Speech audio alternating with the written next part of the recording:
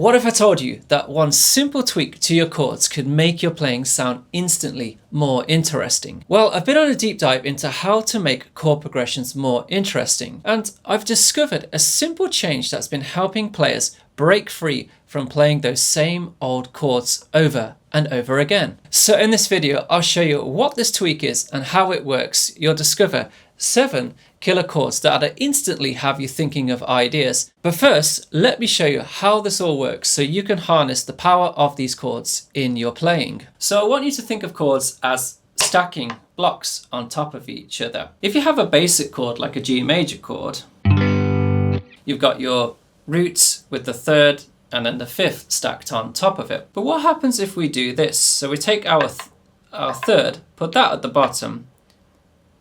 Well, you would get this sound instead. And what would happen if we rearrange the order again? So let's bring our 5th down to the root position. Well, you'd get that sound instead. This is what we call chord inversions. You're not changing the notes, you're just messing with the order of the notes. And doing this unlocks new ways to play the same chords, making your progressions much smoother and expressive. But how do you use chord inversions in your progressions? Well, it's actually easier than you think. So let me show you 7 of the best inversions that are great for math rock. Typically, inversions are used for voice leading, which is basically a fancy term for moving between chords smoothly. For example, if you had this F minor chord going to this B flat 7 chord, it could be made smoother by using these inversions.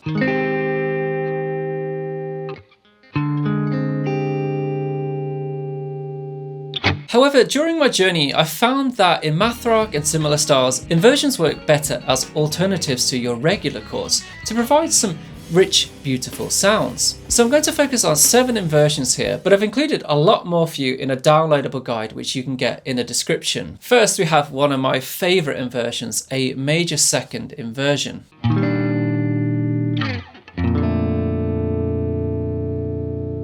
Which is a great moody, kind of almost brooding sounding chord. But if you play it starting from the A string roots, it has more of the sweeter sound to it.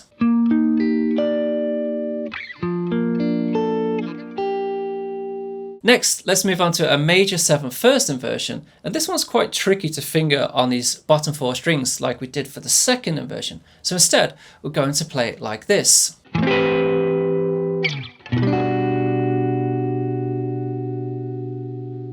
And I find these a sweeter alternative to your regular major 7 chords.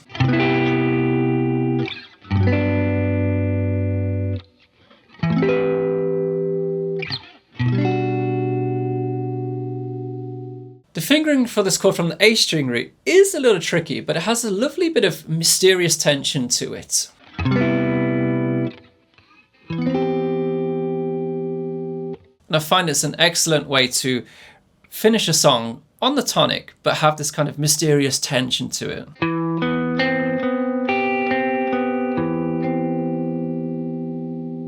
From here, let's move on to our minor variations. First, we have a minor 7 2nd inversion. And again, just like its major counterpart, it's great for creating a sense of like this rich, brooding sound in your chord progressions.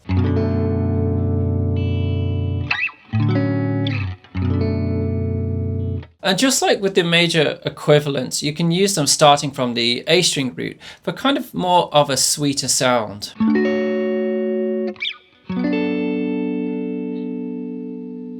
So this leaves the minor 7 1st inversion. And again, I found they have this slighter, sweeter sound to them than the 2nd inversions.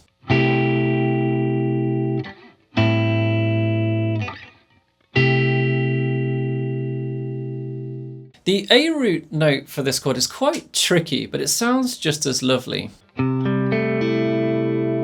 So the stretch between these 2 fingers makes it quite tricky. But I find it makes a great arpeggio.